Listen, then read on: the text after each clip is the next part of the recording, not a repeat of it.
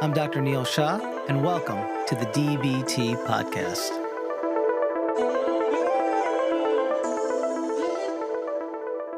All right, welcome to the DBT Podcast. My name is Dr. Neel Shah. I'm a hematologist-oncologist.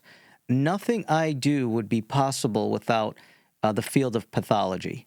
Essentially, as a hematologist-oncologist, I rely on another doctor to be accurate with their testing to make sure that we identify and treat different blood disorders and cancer. So I'm happy today to have a pathologist, a doctor that focuses on the blood and cancer in terms of understanding what it means when they get a biopsy of some sort. It's Dr. Kyle Parker. Thank you so much for joining us today, Kyle.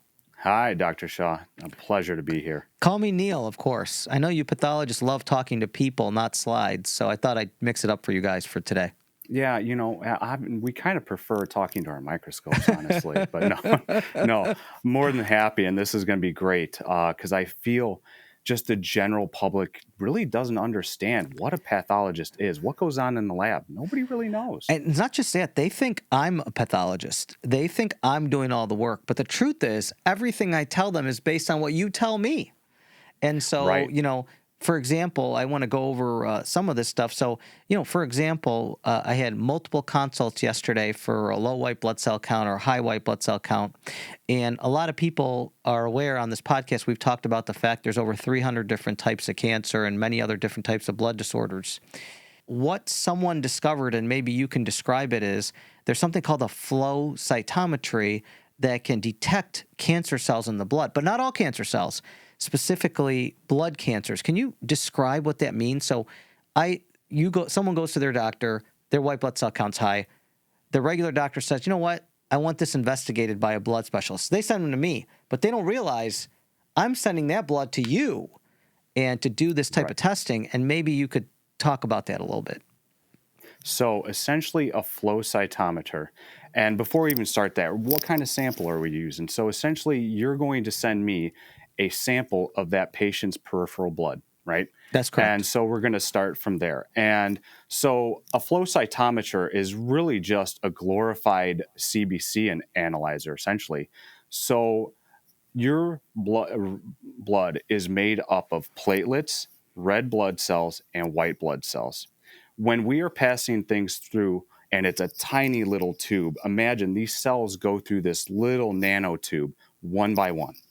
And we're using what's called antibodies to bind to those white cells, because specifically we're looking at the white cells when we are analyzing patients' blood. And so we use antibodies to help detect whether or not it's a myeloid cell, a neutrophil, a blast, a B cell, or a T cell. And so we use those antibodies, they bind to the cell. As those cells are passing one by one through the flow tube, they are getting blasted with lasers. And what I didn't tell you about is those antibodies are all labeled with a little fluorophore, a little fluorochrome.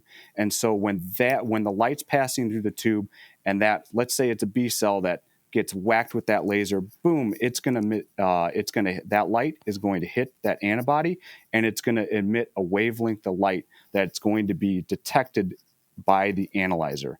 And so imagine there are hundreds of thousands of data points that are collected all in this simple time. And what we get out is a little dot printout of a flow plot showing us all the different populations that are in that blood sample. And essentially, it helps us to detect whether or not there's a neoplastic or malignant cancerous cell population in that sample. So it's an extremely useful and very simplistic, elegant, and very timely. I mean, we can get a flow cytometry in the lab. We can get a print off with like less than an hour. So we have can get a very quick turnaround time on flow cytometry. I mean, I think that's an amazing thing, what you just said. Within an hour, someone can know if they have a blood cancer or not by just collecting a tube of blood. Is that accurate? That's accurate. And some labs have flow cytometry on site. Others don't. So, you may expect for the patients that are listening you may have a day or so turnaround time if that lab that's collecting your blood has to send it to another lab for flow cytometry, because as much as flow cytometry has been around, it is kind of expensive and not all labs have that capability. Yeah, let's go back to that. So when I started doing this when I graduated from med school, I think this was just getting into prime time. So, 25 years ago, maybe, and you may or may not know this, I'm just throwing it out there. Like 25 years ago, were we able to do this, or did it just take longer? Was the technology not there? It was kind of in its infancy. So as in everything, when technology expands, we get better and better in what we're doing, right? So what we use currently now is called 10 color flow cytometry. Back then, they could only look at maybe two, maybe three colors. And what I mean by that is those lasers and the detection systems only had the capability of looking at so many of those antibodies at one time. Now it's almost like triple the capacity of looking at all that data. So, yes, we did have it back then, but as you said, kind of in its infancy. What about the time period? You mentioned an hour right now. What was it 25 years ago? Was it still an hour? That's a great question. I would assume that it would have been much longer because you would have to repeat the study, essentially using more blood, more antibodies until you got enough data to analyze all those cells. I was going to say at Rush, I thought it would take a few days to a week or something like that. So, it's just amazing that it's come down to this. Do you even like? I don't know the answer to these questions. Like, how did someone discover this? Like, how was this even figured out that you could do this? Like, detect a specific type of, as you know, as I said earlier, there's over 200 different types of cancer, and many are blood cancers. And this testing detects blood cancers, not all of them, but many of them, like leukemia, lymphoma. So I guess what I'm wondering is, like, if you have any idea, do you know who figured this out? I don't specifically, but I know where the analyzers mainly developed on the West Coast through Beckman Coulter. As you know, that's a big industry leader in CBC. I don't know who they are. I only know what I do, Kyle. I don't know anything else. Literally, I go to work, and that's one of the reasons for doing this podcast. Is I've already learned from you today, and like just trying to educate. Like I think, I guess I'm smart, but I'm also simple in a sense. Like I understand things a certain way, and most of my patients, I think we can relate because we both. I think I can explain things in that way. So that company just developed it in their labs or something like that, or They developed the CBC analyzer, and that's what the automated CBC analyzer that we've come to know today uses. Essentially the same thing as a flow cytometer. It looks at cells with light. And so the light scatter capabilities and how those cells divert and reflect light when they get hit going through that flow cell. And really, if it was not for the development of monoclonal antibodies, we wouldn't really have the flow capabilities that we do today. Essentially, that technology of developing the monoclonal antibody that really gave us the capability of and discovering all these clusters of differentiation. When I say that very complex term, we call them CD markers on So I cells. was going to say, I describe it to patients as there are little proteins on cells, and those little proteins are, I can identify the type of cell something is, and it can tell me if you have leukemia or not. Like, for example, for CLL, the most common chronic leukemia in the United States, and like it has a specific signature. I think it's 519 DIM 2023. So, I think those CD numbers are proteins. Correct me if I'm wrong, if I'm describing it like inaccurately. That's kind of the simple way I understand it. Is that correct? Right. And essentially, those proteins are on the outside of the cell.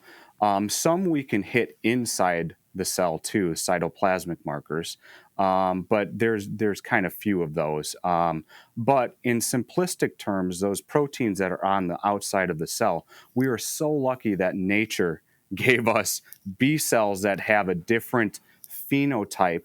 So they have different protein markers on the surface of their cells, as opposed to T cells, and opposed to blasts, which have more of a primitive phenotype. Not to get into more specific terms, but yes, these proteins, luckily enough, when we apply those antibodies, they bind to those specific proteins. Now, obviously, if you're a T cell, you're not going to have CD20, right? So, which is Correct. a marker for B B cells. cells, yeah. So you're not going to bind, right? But if you are a B cell, you're that malignant CLL cell that's floating in the blood. You're going to have CD20. So that protein is going to bind, and it's going to have 5, and it's going to have 23, and then it's going to have either a kappa or a lambda light chain. And we can pick up that clone by looking at the flow plots and the light scatter probability, or the light scatter properties of the malignant cell population, and we can see it on the data plots that print out from the flow analyzer. I mean, I think nature is amazing. I'm geeking out right now. I can't tell you. It's just amazing to understand all this stuff. I'm going to go off on a tangent right now. There was a young lady who is in jail now who told many investors, there's documentaries about this, that CBC, or the 3 blood cells that make up our bone marrow, that allow us humans to be alive, no one likes getting blood. She said that she could get it with a pinprick. Is that ever going to be possible in your estimation, that you can get a CBC from a pinprick? Essentially, right now, we can get some basic data points. We can get, for instance, like a hemoglobin level. We can get a basic hematocrit. But from what I know, I don't think accurately can you get a white blood cell count or platelet count without using like the Coulter technique, which is involved in the CBC analyzers. Will we get there one day? Kind of looking at nanotechnology to get there. It's possible. Okay. I can't say that it's not without, is it within reach right now? Probably not, but maybe 20 years down the road. Well, you know this stuff better. I've never heard the word nanotechnology. When someone says that, I think of Iron Man. But ultimately, that's interesting. Okay, I see. Okay, so really, right now we're far away from that, in a sense. Right. We're closer to self-driving cars in that than to this happening. Correct. All right. Right. So one more thing in the blood, and then we'll move on to like solid cancers. Currently right now, the way that I've changed doing things is that, all of our cells have DNA in it. And nowadays we can actually detect cancer DNA in the blood. So there are companies that you can pay will detect a certain amount of cancers. Can you explain how that technology works in terms of collecting DNA, cancer DNA in the blood? Like how does that work?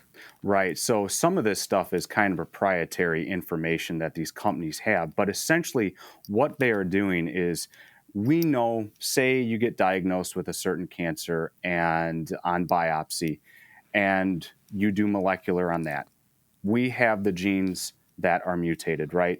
And then you can compare that to a blood sample. Or say, we're not sure what you have, but you can get a blood sample, and they run that and looking for circulating tumor DNA within the blood.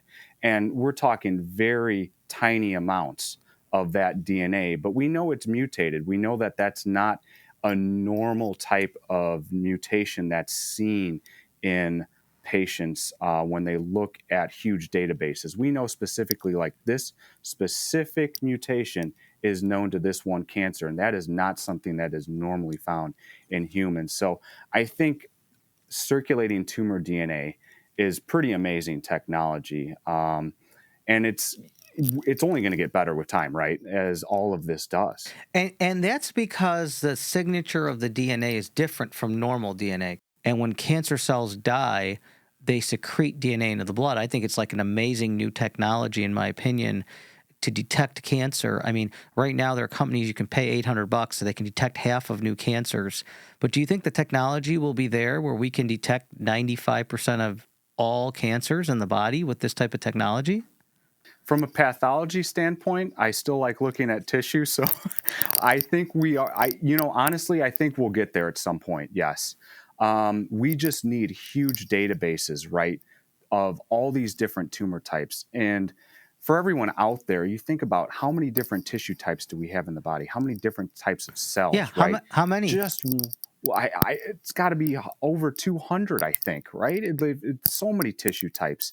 And you think of all the different parts of your body, eye, kidney, liver, all those can have different types of cancers. And when we talk of liver cancers, there can be all sorts of different variants of that cancer, which can all harbor their own little different pathogenetic mutations. So, with that being said, I think it requires a lot of thorough study to narrow down specifically if we get circulating tumor DNA to identify the specific tumor that you have. It may detect that, you have a cancer, adenocarcinoma. We know that within 99% specificity, but do we know how to get further? Got Can it. we tell you specifically, yes, that is pancreatic, that is Well, I think it'll lead you to at least get some imaging. I think that would be the first right. step. As imaging gets better, things will change for the better. So speaking of tissue, I just want to explain. You mentioned there's over 200 different types of, tissues and cells in the human body, in a sense, right? And you mentioned the eye, the kidney, and all these things. So just to be clear, and I do this all the time. Someone will send me a patient, and I'll see a picture. I'll get a CT scan or MRI that they've had, and I'll take a look at it, and I'll see something that looks like cancer. But to be clear, I tell the patient, like, I'm not 100% sure this is cancer until you get a biopsy. So they come to a doctor. I think, people don't realize that there's just so many people involved in doing everything that all of us do. And they go for something called a biopsy, where they put a needle into the spot that they're seeing. And it's amazing nowadays not to cut people open. They can, they can look at the picture and go with a little needle, grab a few cells, and then, people don't realize they send it to you, or you're there. And you're the ones that are looking at the cells and determining what something looks like. And I'm curious, can you describe that process of how you come to a conclusion about what something is, if it's cancer or not? Right. So let's start with the basics. You're coming in for that biopsy, right? And I like that we pathologists, at least in our institutions here, we're on site with the interventional radiologists obtaining that biopsy. So they are giving us tissue. We're doing like a quick and dirty analysis on it. We're going to touch those little cores of tissue onto a glass slide. We're going to stain it really quick, and we're going to look at it under the microscope. I think it helps to know that A, we have good diagnostic tissue, and two, in the rare case that we're dealing with like a lymphoma, we can preserve some of that tissue. And instead of preserving it in formalin, fresh tissue, if you're going to do a flow cytometry analysis, you need fresh tissue. So it cannot be fixed. So I think being on site for those procedures is really critical. Now, as that specimen moves on to our histology department, it gets grossed in by our pathology assistants, and essentially that little piece of tissue will go through tissue processors during the night. It will go through all kinds of alcohol fixatives to dry it out.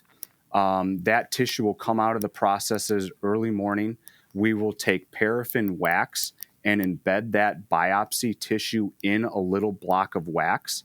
And then essentially that block of wax gets loaded onto a microtome. And that microtome will cut extremely thin sections, 5-micron sections of that tumor on microscope slides. And so after they get placed, those little sections get placed on a slide. We stain them with our hematoxylin and eosin, our basic H&E slides that we do. And then from there, we evaluate it underneath the microscope, right? And we can tell, now we're kind of certain with what we're dealing with. I see new patients every day. Some already have a biopsy of cancer, some don't. And I think what people don't realize is even when you see your general doctor and they say, hey, you had a blood test and this could be cancer, that's kind of true for anything. And people come to my office and they're extremely anxious, and that's okay. I mean, I understand the C word is certainly scary, but pretty much I have to send people for biopsies and additional tests to confirm and be 100% sure about what, if they have cancer and what the diagnosis is. And I can't do that without, this team of doctors, this technology that, and just human education throughout the years to identify these over 200 different types of cancer. And so it's been a pretty amazing evolution to be able to tell patients sometimes within a week, hey, you know what, unfortunately, it's this type of cancer, and this is what we need to do to help you. So, Dr. Parker, thank you for joining us today. Amazing. Thank you for what you do and what you've been doing for all these years in terms of, educating us today and, of course, taking great care of patients. It's a pleasure to work with you, and, hopefully we'll continue to do that for many years. I want my hair to be your color someday. Not too soon, Neel, not too soon. But no, this was great. More than happy to help. I love trying to educate the public on these things, and this was a great opportunity. Thank you so much. Hey, no problem. No problem. You have a good one.